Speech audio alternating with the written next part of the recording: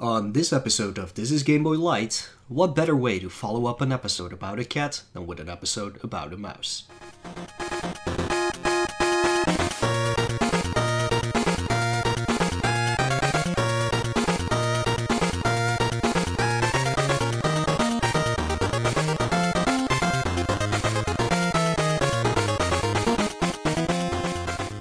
Hello everybody and welcome back to a brand new This is Game Boy Lite episodes. This time featuring only me, Moelle.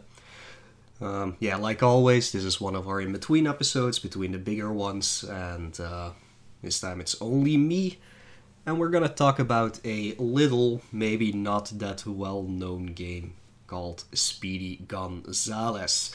But let's see first what I have been up to since the last recording, which isn't much because we're recording these ones pretty close to each other. Like the Donkey Kong Land episode, which is coming up, will be recorded a few days later than this one, so I doubt I will have played much. And just like last time, I'm still suffering from the after effects of a cold, so my voice might sound a little bit more grating or sexy, if you would like to say it like that.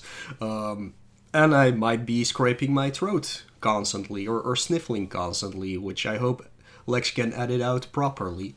But yeah, I can get rid of this weird feeling in my throat, and the right side of... well, no, my right ear, not the right side of my ear, is still totally plugged, so I can't really hear anything, which makes your own voice sound weird in your head. And then you like adjust your own voice according to that, and you speak either too loud or too soft, and I don't know, like that's why we have someone who produces the episodes that can actually figure things out and make it sound hopefully alright. But yeah, let's see what I've been playing. I think I mentioned last time that I was going through the Castlevania GBA collection, for me the PS4 version. I finished Circle of the Moon and I finished Harmony of Dissonance, and I currently started on Area of Sorrow. I think I played like an hour and a half or something of it so far. Yeah, it's fun. Like the other ones, it's fun. But I thought I actually played this one, but I think it's a DS one that I played. I don't remember. This one looks familiar at least, but I don't remember anything from it anyways. But yeah, those are great games. Everybody should play them, and especially now that the collection is out, grab it on whatever console or PC. I guess it's out on Steam as well. Just grab it and play through those games. They are amazing, and hopefully, if this sells well, they will also do like a DS collection at some point. That would be really nice. Besides that, I don't know if I mentioned this one last time, but I'm playing a little bit of Resident Evil Revelations 2. Not that far in yet, because I am quite busy lately, so I haven't had the time to just sit down and play something offline, in this case. So yeah, Resident Evil Revelations 2, having fun with it. It's of course not the greatest Resident Evil game, but it's a fun action game, for sure. I would definitely recommend checking it out if you haven't done so already. It's also like very episodic, because it actually got released in episodes when it first came out, but I have like the PS4, whatever it's called, edition. And that just has all of it, plus DLC on it, so yeah, it's fun. It's an interesting story, at least. It is not super scary or anything, but at least it has an interesting story. And the big one I played was, of course, Metroid Durat. Finished the game 100% on a normal playthrough. I don't really care about doing hard mode or doing all the, like, quote-unquote speedrun challenges of it to only unlock some art.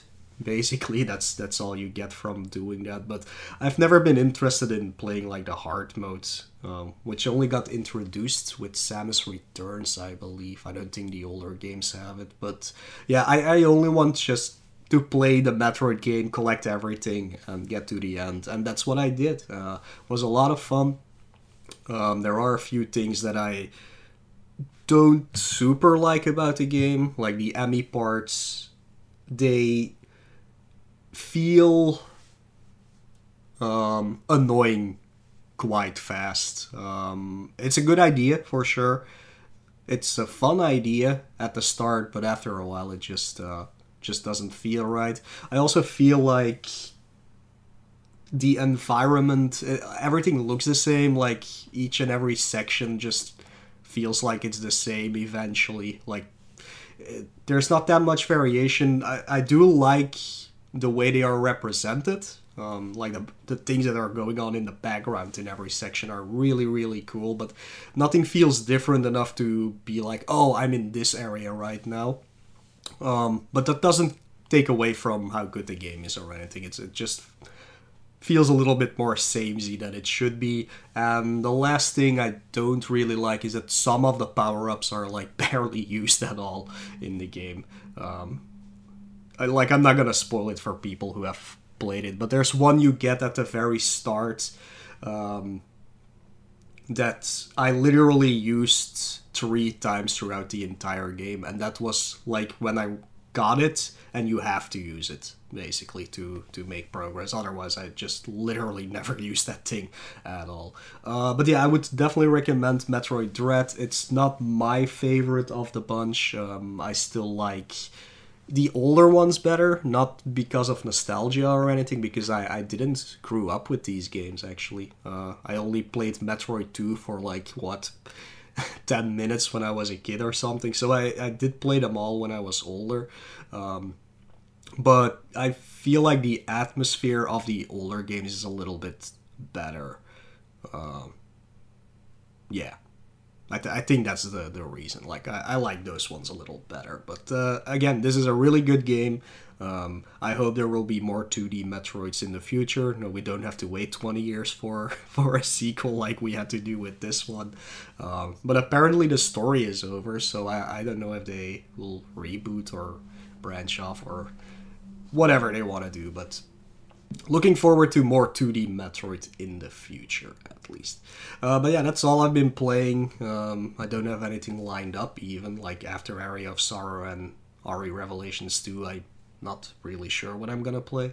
But I have a lot of games still on my shelf that I haven't touched, so I'm sure I can find something. But yeah, anyways, that's it. That's about it for this little introduction, like always. So let's dive right into this episode's game, Speedy Gonzales, right after this nice song. Be right back.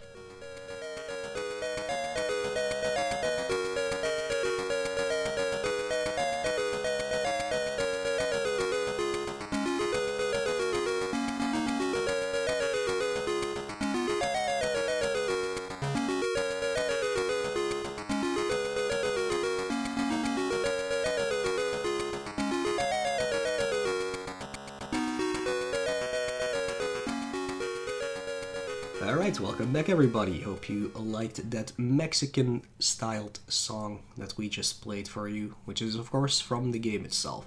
So, we're talking about Speedy Gonzales. I'm pretty sure everybody knows who Speedy Gonzales is, but just in case you don't, you never know. He is an animated cartoon character from Warner Brothers, who appeared in many Looney Tunes and Merry Melodies cartoons. He is basically the fastest mouse in all of Mexico, so with traits like being able to run extremely fast, he speaks English with an exaggerated Mexican accent, and he also says some lines in Spanish. He's the little mouse with the yellow sombrero and the like a traditional older outfit that was worn in Mexico by men and boys of rural villages in Mexico. So it's just like a white short and trousers, nothing special. And he also has like a red, it's not a tie, it's not a scarf, it's like a ribbon basically tied around his neck. But yeah, there have been some minor appearance changes throughout the years, of course, but he's still a very recognizable character. Weirdly enough, he's only been in 46 shorts, which is not that much, to be honest. and most of them are not like his shorts. Like, if you know anything about the Looney Tunes and Merry Melodies series, like usually a lot of different characters can show up in one cartoon depending on what it is. But yeah, unlike shorts like Bugs Bunny and Daffy Duck, who had like a bazillion shorts, Speedy Gonzales hasn't been in that many compared to those characters, but he's still one of the most well-known Looney Tunes characters either way. And actually the first time he appeared on screen was in 1953, so that's many years ago, and that was in the cartoon called Cat Tales for Two. So yeah, let's take a look at what this game is all about, though. So, Speedy Gonzales for Game Boy got released in July of 1993 in the US, and in just in 1993 in the EU, so that's probably August or September, or even the same month. I still don't understand why Europe never has the month associated with the release dates. It's kind of weird, actually. But it also came out in Japan in 1994 on April 29th, which is actually my birthday. Well, I was born in 87, but my birthday is on April 29th. And it came out as Soriyuke Speedy Gonzales. And I think I looked it up, but I forgot to write it down. But Soriyuke just means go. So, go Speedy Gonzales. That's the title. I also can't pronounce. It's Soriyuke, I think. Again, I looked it up and I already forgot. So, the developer of this little gem here is a company called Citizen Software, and you probably have no idea who those people are, and neither did I, so I had to look it up. So apparently it doesn't exist anymore under the name Citizen Software. Currently they are called David A. Palmer Productions, and it's a computer software development company.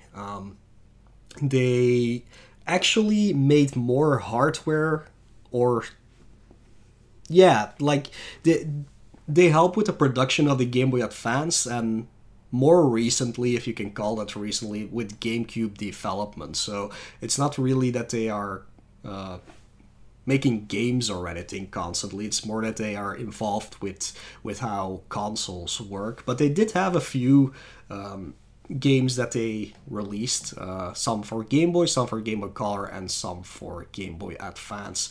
But usually there are more software projects in music, in networking, and working on the hardware for the development of a next generation of consoles. Not only for Nintendo, but also for Microsoft and Sony. They are still around, and they are based in Sheffield, England. But let's take a quick look at some of the games they made. It doesn't state what system they were on, but apparently they helped with, let's see here, with some Yogi Bear games. Is there anything that people would recognize? Dennis the Menace, probably the Game Boy version, and probably also the Super Nintendo version. Tasmania, Gex, Enter the Gecko, and Gex 3. I also see Earthworm Jim 2 here, and some sort of Doom port even in 2001. But apparently the last game they worked on was in 2006 called Tringo. No idea what that is, but yeah, there it is. But most people will probably think that this game was developed by Sunsoft because it does have the Sunsoft logo on it, but they only published this game.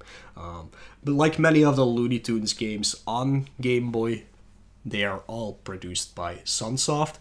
And that's Looney Tunes games, not the Bugs Bunny Crazy Castle games, for instance. That's a different licensing. Sunsoft just had the license for Looney Tunes games. So there isn't also a Looney Tunes games on Game Boy, and I think Tasmania also falls under the Looney Tunes, how would you say it, brand for Game Boy games. So yeah, those are all published by Sunsoft, but not made by Sunsoft. As a composer this time around, we have Mark Cooksey, who's actually uncredited in this game, but he did produce the soundtrack. And if you listen to some of our older episodes, you might have heard that name before. He was also responsible for the soundtracks of Dr. Franken and Dr. Franken 2. Just like in Dr. Franken, Cooksey has this weird way of using publicly available songs and remixing them for the games. Like, if you remember from Dr. Franken, he used Moonlight Sonata, which is public domain. And for this one, he used some very recognizable Mexican songs that are public domain. I don't know the actual names of them, but yeah, it's all recognizable songs, but he made a new composition for them and extended them and put some more music into them. So yeah, like always, it's recognizable songs for sure, but the soundtrack itself isn't that impressive in the end. But it does what it needs to do. The songs fit the themes of the stages, and you also have like some other recognizable songs, like just the Looney Tunes theme and some other Speedy Gonzales related songs put into this cartridge. You're probably wondering, hey, what kind of genre is this game? Well, it is a platformer, and to be more specific, if you ever wanted a Sonic game on Game Boy that is not like a ROM hack or something like that, or a homebrew, well, here you have it. Speedy Gonzales basically is the Sonic game on Game Boy. So keep that in mind while we are talking about the details of the game coming up here. Of course, the game needs a plot, and it's a very heavy plot. I don't know if everybody's ready for this, but this does not come from the manual, but from the back of the box. I could not find the manual, sadly. So yeah, this is the plot that is on the back of the cover, at least. Arriba, arriba, andale, andale. The world's fastest mouse must rescue his friends, all mouse-napped by evil King Rat. To pay the ransom, Speedy must collect as much cheese as he can. Guide Speedy through 6 treacherous territories. Find helpful switches that turn fans on and off, blowing you to the next level. Get around the most difficult obstacles by using the incredible U-loops to defy gravity and actually triple your speed. Prepare yourself for the ultimate cheese challenge. There you go. Yeah. Some things might sound familiar, right? Like U-loops, triple your speed, switches. Well, maybe not the switches, but yeah, so even reading the description of the game, it basically sounds like a Sonic game. And honestly, that was the best thing they could have done with the Speedy Gonzales game. Just looking at another game that's about going fast because, well, Speedy Gonzales goes fast. And maybe Sonic even got some inspiration out of Speedy Gonzales. Who knows? Because he was around way earlier than Sonic was, for sure. But yeah, like I said, this is basically what you would expect a Sonic game would be when you were playing it on a Game Boy. Of course, it is not as fast going as the Genesis games. I would say it's more related to the 8-bit versions of Sonic in this case, the ones that came out for Sega Master System, where everything is a little bit slower, but it still has the same feeling to it. But just like Sonic 1, I would say, especially, the Genesis version, speed doesn't really matter that much in the end. It's like the first level, like Green Hill Zone on Sonic, where it's like, oh wow, I can go super fast and I can jump over everything and the stage is over before I know it. But as soon as you come into Marble Zone, I believe, I'm not that well knowledge about Sonic, sadly. As soon as you get into Marble Zone, everything slows down. You have to wait for platforms, you have to press switches to open up paths to go on and on. Things like that. Like, the gameplay gets slowed down quite a lot after the first stage. And I would say for this game, from the start, that's the case. You can definitely see they got the inspiration of having to run fast to jump over gaps and things like that. But also, from the very start of the game, you need to find switches, turn them on or off to be able to continue. And you have to take your time, because if you're going too fast, you will absolutely die, because this game has a lot of pitfalls that you have to jump over, and if you don't know that they are coming, well, you're dead. You're a dead mouse. But yeah, let's get into the gameplay a little bit deeper. The controls for this game are super simple. The A button jumps. It feels like a very floaty game, but it's also not very floaty at all. And this is something hard to explain, but Speedy Gonzales jumps super high. He basically jumps half the screen high. And while he's doing that, the arc at which the jump goes is super floaty. Like, it feels like it's in slow motion that it's happening, but it also feels correct in the engine of this game. It doesn't feel like you don't have any control, or it doesn't feel like it's too slow or anything. It just feels right. So they actually did that very well. The D-pad, of course, moves you around, and you have total control in the air where you go. It's not a jump that is dedicated, like in Castlevania, for example. You always have control over how Speedy moves, not only on the ground but in the air, which is really cool. Something they immediately thought of, and I'm glad they did, if you hold down, the camera pans downwards so you can actually see what's beneath you, in case you think there's like a pitfall or something, or spikes beneath you, or an enemy beneath you. You can just pan the camera down and you can see it. And unlike other games that use this technique, whatever you want to call it, this goes very quickly. It's like immediately after you press down, the camera will start panning downwards. And in other games, for some reason, they always make you wait for like a second and a half before that happens. But that's really, really well thought of, that they make it happen so fast. Because yes, this game is about going fast, quote unquote, but not really. But it really helps with the flow of the game for sure. Speedy does not have any attacking capabilities whatsoever. So you cannot jump on enemies, you cannot throw cheese at them, or whatever else an attack Speedy would have. So everything in the stage is lethal to you, and you can't do anything about it. The only time you can actually attack is during boss fights, and then jumping on the head of the boss, or the body of the boss, is the way to actually deal damage. One thing to keep in mind, if you hit a horizontal spring, just like in the Sonic games, you will speed up 3 times, and you will need that technique to cross certain obstacles and gaps in your way. There are also springs, of course, that can launch you upwards and other things like that, but I'll talk a little bit more about stage-specific things when we go over the stages. The game only has one sort of item, which are the cheese wheels, that honestly look more like crackers or something, like round crackers, than they do cheese, because they're very flat.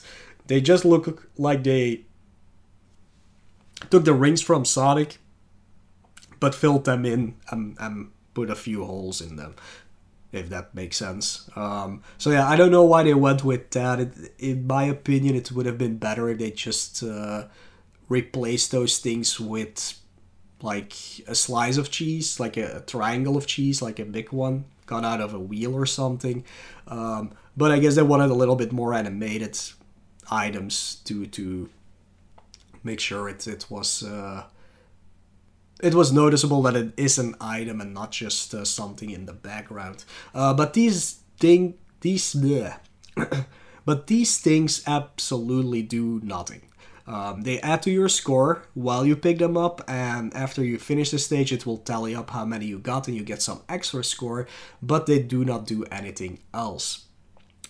You would think that, oh, if I collect 100 of them, I will get an extra life, just like in Sonic or like in Mario if you get 100 coins, but nope, they don't do anything. You only get score for it. And speaking of those extra lives, there are no extra lives whatsoever in this game. You start with 3 spare lives, unless you use a special password that gives you 5 lives at the start of the game. But yeah, you start with 3 spare lives, and that is it. That's all you're getting. Don't worry though, you do have unlimited continues in this game if you run out of lives, and if you do continue, it will take you back to the exact same stage you were at, so you don't really have to worry about the lives. You can definitely make it through the stage with the 4 lives they give you. And they also offer you passwords for each world you beat, so there's always a good way to come back to the game in case you have to stop playing or anything.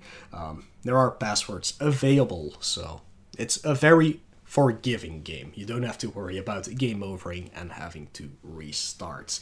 Which is a good thing, because not only is this game a little bit hard the first time you play it, only the first time you play it because you don't know what is coming, but the first time you're playing it, it's also quite a lengthy game. So the game is divided up into 6 worlds, and each of these worlds have 3 zones and 1 boss fight. So that's quite a lot of levels, but the thing is that the first time you're playing it, as you still need to figure out what to do to get through the stages, it will take you quite a while to get through it. I believe the first time that I played this game, it took me like 2.5 hours to beat it, and the time after that it only took me an hour or something. So that shows you how the game is set up a little bit if you want to play it yourself. But again, that's where those passwords come in handy. If you don't have the time to play it in one go, at least you can take a break in between worlds or something like that. But yeah, let's go over each world, I guess. Something to keep in mind for the worlds or the stages is there are these plaques with a question mark on them spread throughout the stages. Sometimes they are used for opening up the way to the next area, but they're also checkpoints, but I'm not exactly sure if each of them is a checkpoint. It's kind of weird. It's like I was testing it out by killing myself after hitting each one, and sometimes it does give you a checkpoint and sometimes it doesn't, so you can't tell the difference, at least. But yeah, at least the stages themselves also have checkpoints, so you never have to do an entire stage again if you happen to die. Anyways, the game starts off in the ice zone, which is a weird choice. You would think an ice zone would be later in the game, but luckily the ice zone doesn't have any ice physics. It's the same physics as every other stage, it's just themed after like an Arctic zone. So yeah, the things they introduce you to is flipping switches to turn off fans. Those are the boards with a question mark on them, like I mentioned. There are these fans that block you from progressing. You have to find the switch to turn it off so you can continue. There's also these horizontal springs that you will need to gain the extra speed to go through ice walls and to jump over large gaps.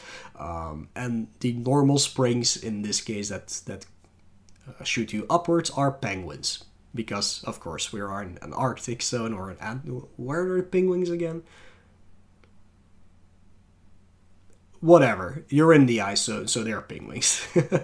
But yeah, like I said, the world consists of 3 zones, so the first 2 zones are, in this case, the most lengthy one, and the final one is more of like a quote-unquote speedrun challenge level that flies by before you even know it. But at the end of the ice zone, you will face off against the boss, and in this case, this is a walrus. You fight him on an ice block in the middle of the sea, so you have to, of course, avoid falling off the ice block.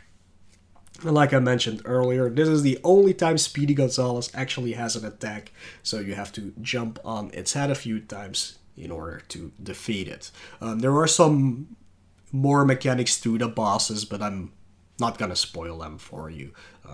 Not gonna go step by step to defeat them. It's simple enough. It's not a hard game, okay? In this case, so you can figure it out. But yeah, all of the bosses have this mechanic you have to get used to, for sure.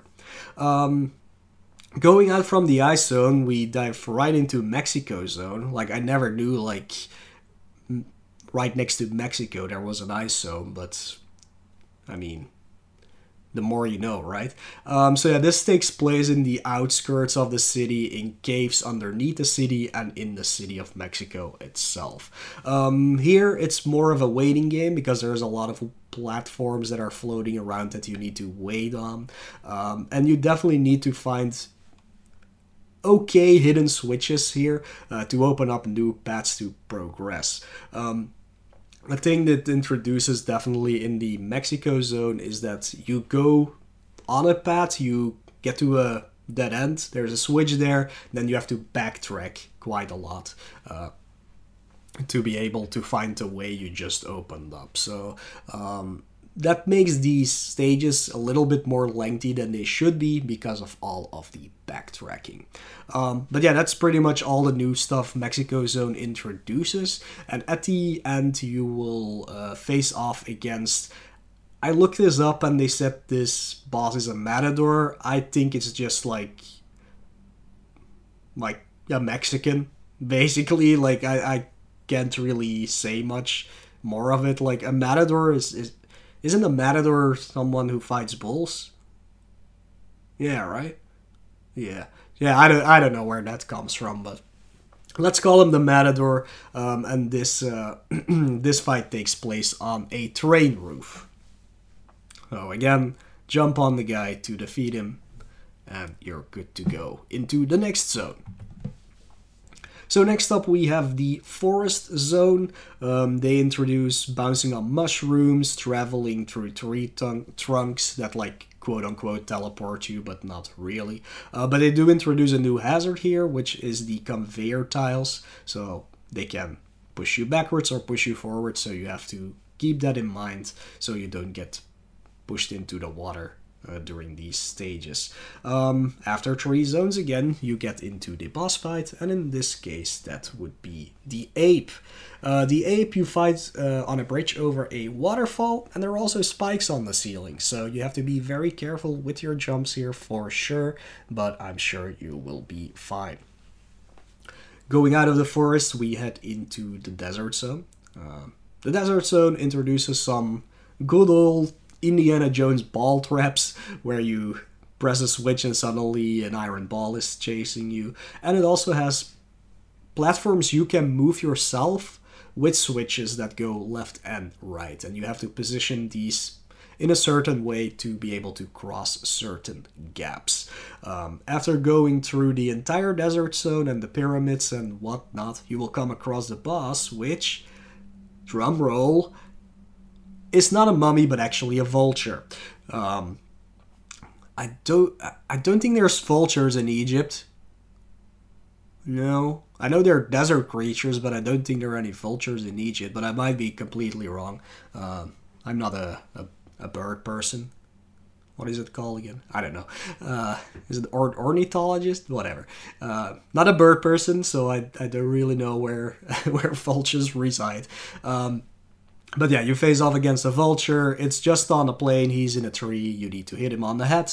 Very simple. Very good. Moving on. Going out of the desert, you of course come across the country zone. And we don't mean country as in like the music genre, but basically like vast plains and things like that. That's what the country zone is all about. And this one doesn't really offer anything new compared to earlier stages at all. It kind of goes back into the format of Mexico Zone, where there's a lot of backtracking to open up new paths. But besides that, it's basically more of the same, but in a new setting. So there you go. At the end of the country zone, you run into some kind of huge hedgehog thing as a boss. I'm not really sure what it's supposed to represent, but you fight this guy on a raft in the middle of a river. So it's basically kind of a repeat of the walrus fight. You have to be careful not to fall off the platform while fighting the boss. But yeah, after the country zone, finally we're going into the final world of the game, which is the Cheese Island Zone. Again, this doesn't introduce anything new. This is actually the most straightforward out of all the stages. There are no switch puzzles to solve to move ahead, although you can hit some switches that take you to an alternate path. But basically what this stage introduces is crushers, like the good old squishy things that come out of the ceiling and want to squish you on the floor. But yeah, besides that, it's nothing new. Again, it has a few enemies, just like in all the other stages that you need to avoid. Have to avoid the crushers. But this is a very simple zone. It's a very quick zone you can get through. And before you know it, you will be at the final boss, which is King Rat. King Rat does offer something kinda new and does have like a great thing at the end that if you don't know it's coming might actually kill you. I'm not gonna spoil what it is, but I think this is a well done last boss fight, even though it's literally the same as all of the other boss fights. So yeah, that's basically what Speedy Gonzales has to offer you. I'm sure listening to me explain it, it all sounds very familiar, very grounded for a platformer, maybe very grounded for like a Sonic type of game. You can definitely imagine what you will be up against when playing this game. And yes, sadly, it is a very mediocre platforming game, but that doesn't mean it's not a good game, at least. But don't expect anything groundbreaking from this game. And if you have ever played the Looney Tunes game, where you also play as Speedy Gonzales, don't worry, he doesn't move as erratic as the one in Looney Tunes does.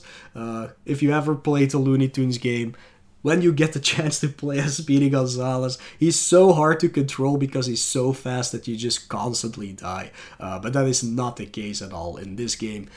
They knew what they were making. They knew how to make a Sonic-style game work on a Game Boy game. So you have plenty of time to react. There are some jumps and things like that that you just don't know that you have to do the first time you get around them. But again, these stages are not very long. You have enough lives and continues, unlimited continues, to keep on trying. And after a while, you will definitely be able to get through this game. So yeah, if you're looking for a quite lengthy platforming game with some fun music to keep you entertained for an hour or two, definitely go play some Speedy Gonzales, and hey, maybe tell me what you think if you've played it. So yeah, let's take a closer look at the cover art real quick. Super simple, but I do like this box. We all know how the Game Boy boxes look like, so they basically made the entire box like a cheese. And at the front, in one of the holes, Speedy Gonzales pops out with a little slice of cheese, and you just have Speedy Gonzales, the logo, on the top of it. It also mentions the Looney Tunes brand in the bottom, and the Sunsoft logo is also at the bottom of the screen. But yeah, this is a cool box if you have it, because it's not just the color yellow, it actually looks like a cheese if you turn it around, so if you have it on your shelf, it looked like you have a square cheese piece or something on your shelf. And I think that's a very brilliant idea to do this. And yeah, it doesn't need anything more than that. You see Speedy Gonzales on the cover, which is what the game is about. Everybody recognizes the character, so why wouldn't they pick it up? Yeah, there aren't that many like yellow covers. Besides maybe Donkey Kong Land. Is that a yellow cover? I don't remember. We'll talk about that in the next episode. But yeah, as simple as this cover art is, it works. It just works. But yeah, it's nothing groundbreaking either. But yeah, if you would like a block of cheese on your shelf that you can play on your Game Boy, go grab a complete in-box copy of Speedy Gonzales. Some trivia. This is a weird thing to talk about because like we never get like quote unquote political, I guess, in our episodes, because that's not what we're about. But I think this is something to address for sure, like real quick. Speedy Gonzales, of course, is a character that kinda does a stereotypical thing for Mexican people, and the past few years all of these stereotypes have been in the media as being bad and things like that, and a few of the Looney Tunes characters in general have been either adapted or even scrapped completely because of that. For example, Yosemite Sam doesn't have any guns anymore, Elmer Fudd doesn't have any guns anymore because it's considered too violent. Pepe Le Pew has basically been cancelled, as even though it was never meant to be like that. It's like not abusing women, but like bothering women constantly, trying to get his way with it. So that's something like that isn't accepted anymore.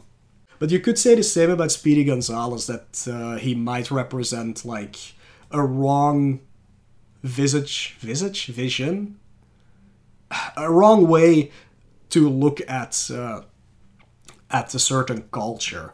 And that's something that actually happened within Cartoon Network when they got the rights to the Looney Tunes cartoons and things like that.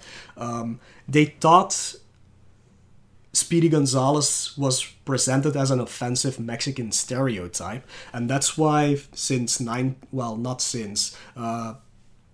1999 until like 2002 or something, they did not air these cartoons at all. But despite that, the company responsible,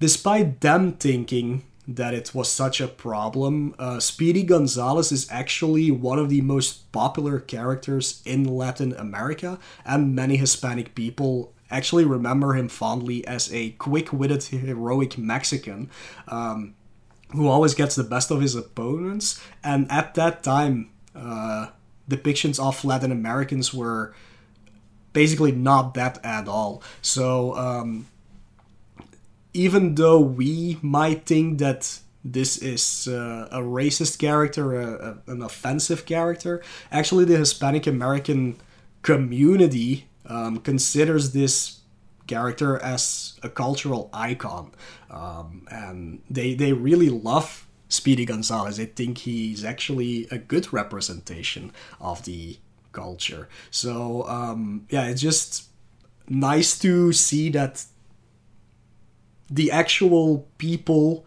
who the character depicts actually also like him, and that they don't consider him offensive at all. And I'm glad that's the case, because it is a fun character, even though he hasn't appeared in that many cartoons over the years. But I'm pretty sure like they were meant to not include him in Space Jam 2, but because the Latin American or Hispanic American community loves him so much, they decided to put him in after all. And there's a new movie coming soon, which is all about Speedy Gonzales. So that's really cool. Not looking at at what the movie is gonna be about, because Looney Tunes hasn't been that great in recent years. But I'm glad they still have him around, that they didn't get rid of him, because I always liked the character myself as well. I think he's a very, very fun character. One of the best, actually, when it comes to Looney Tunes. Alright, with that side tangent, let's take a look really quick, the general reception of this game. It got actually some pretty decent reviews and scoring around the board, even to this day. Let's just say it has like a 7 out of 10 score in general, which is alright. Like, again, like I said before, it's not a groundbreaking game at all. It just does what it needs to do well. I wouldn't say perfect, I'm just gonna say well. And it seems like people really enjoyed playing this game. So I hope everybody who listens to the episode and hasn't played this game yet will enjoy the game as well. So some of my history with this game. I do remember borrowing this game from a friend when I was younger. I didn't actually have a copy myself. And yeah, I enjoyed it. It took me a while to beat it because, again, this is a pretty lengthy game the first time around you play it. But I could also feel like, compared to some other platformers that I played on Game Boy, that this was very mediocre at best. And there are better games to play for Game Boy. But somehow it stayed with me. The game definitely stayed with me. Because I'm sure there are a lot of games I played as a kid that I just don't remember anymore, but this one always did come back into my mind after some time. And I didn't have it myself, so I couldn't replay it until I discovered emulators and things like that, of course. But yeah, if I can look back at it and remember it as being quite okay to play, I'm sure everybody can get into this game. Also, taking a very short look at the speed running of this, there isn't that much going on with it. I think there's 3 runs or something on the leaderboard. But I must say, like, the first place does it in like around 30 minutes, I believe. So you can actually go pretty fast in this game. But compared to other platforms, 30 minutes is quite long still for a speed run. But yeah, there are some things you can do to speed this game up. And I watched her run, and there are definitely moments that can be improved upon. So if you have any interest in running the game, there you go. That's the one where you can definitely get some improvements in. Anyways, that's about all I have to say about this game. Let's dive into another sweet Mark Cooksey song from this game, and I'll be back after the break.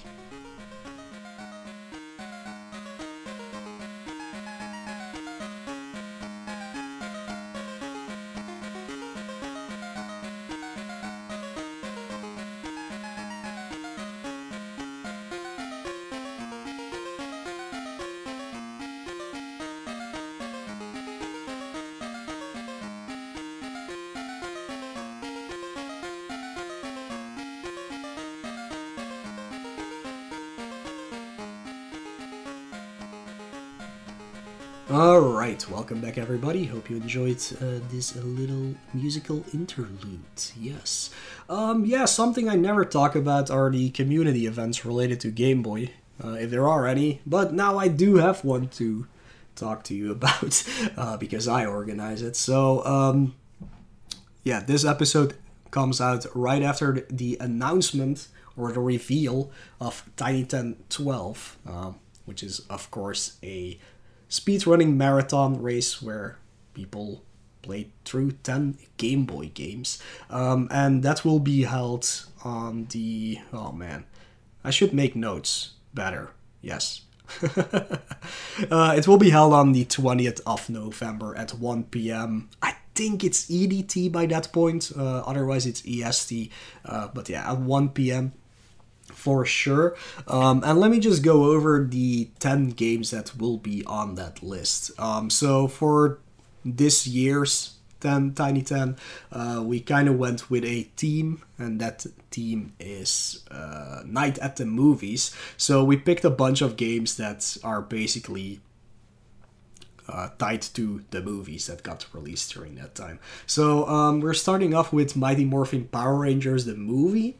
Then we go to Dennis the Menace, Wayne's World, Home Alone 2, True Lies, Terminator 2 Judgment Day, Last Action Hero, Hudson Hawk, Gremlins 2 The New Batch, And we are finishing off with a game that has been requested for many years now.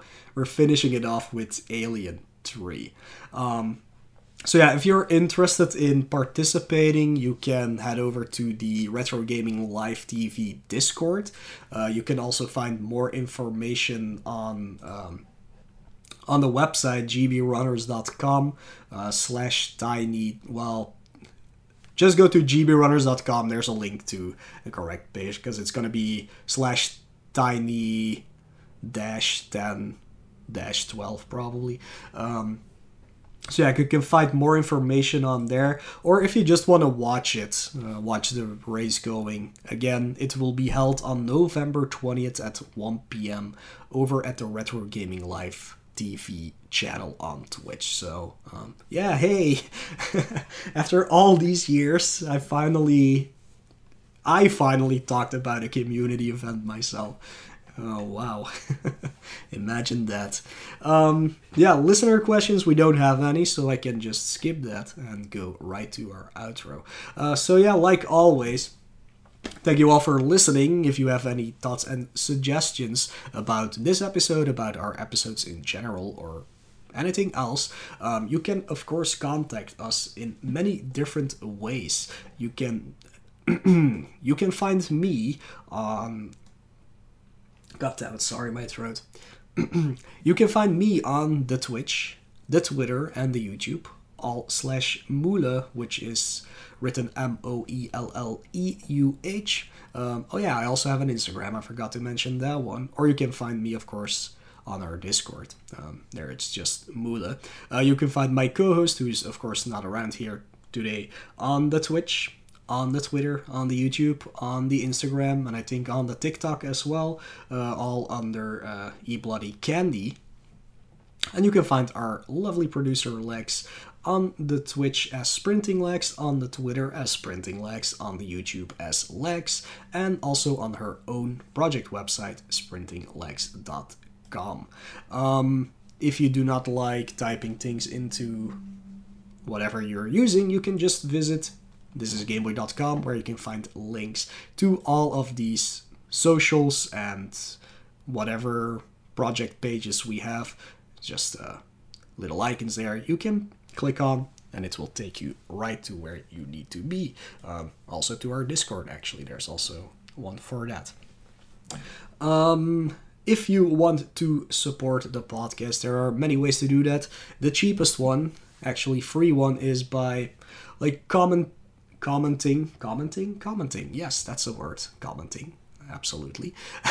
By leaving a comment or a review on whatever you are using to listen to this podcast. Could be on SoundCloud itself, could be on Apple Podcasts, one of our RSS feeds that get picked up by many other podcast applications out there. Just leave a review, a rating, a comment, things like that, that will make us get higher in the rankings of entertainment podcasts, I guess this is called. I don't know.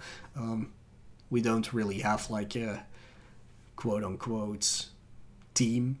Well, we have a team, but we don't have like a category. That's what I'm trying to say. But I guess it's entertainment video games or something like that. Everybody uses their own system. But if you want to support us with your money, there is a way to do that, actually. If you just want to give us a donation, we have a PayPal.me link that is available, of course, again, on our website. Otherwise, it's just paypal.me/thisisgameboy, simple enough. So if you just want to give us a donation, you can do that through there. But we also, of course, have our Patreon available for you, which is, of course, the monthly subscription-based support that you can do. And we just did some changes that we talked about a few times already. Me and EBC were doing a little side project in the back, which we finally got around to releasing. It is called Hunt Hunters. Yes, Hunt Hunters. So this is a little side project where we do a Let's Play channel, basically. Let's Play videos of me and EBC playing through some spoopy games. what does this mean for Patreon? Currently, whenever you become a patron, you will have early access to the playlist on YouTube for for the videos, if you're interested in that, of course. And after a while, the episodes will get publicly released. We always mention this on our Discord, at least. We put everything in there, but we will also be putting it on our Twitter, our This Is Game Boy Twitter, so that you know what is up. All these episodes are on eBloodyCandy's YouTube channel, so you can go check it out through there if you want to.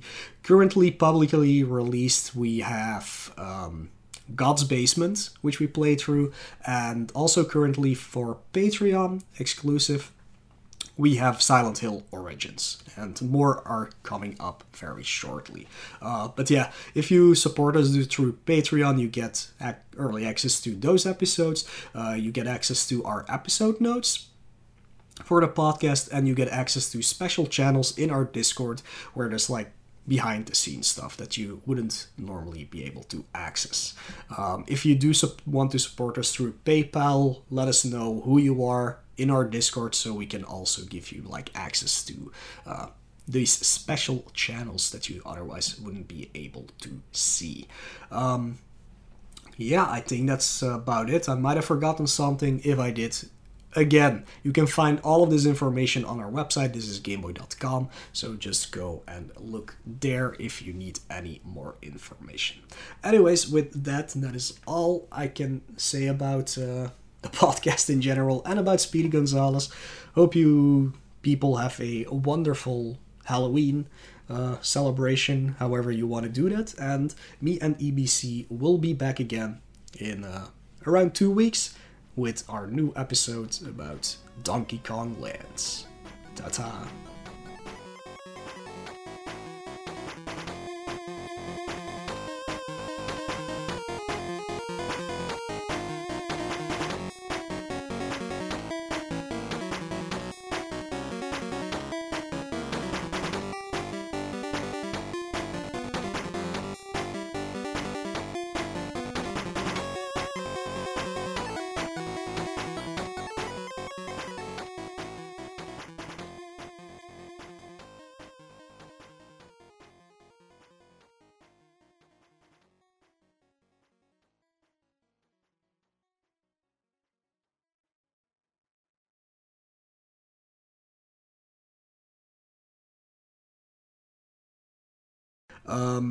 Well, somehow my screen just turned off here while I was recording this, so I hope I'm still recording.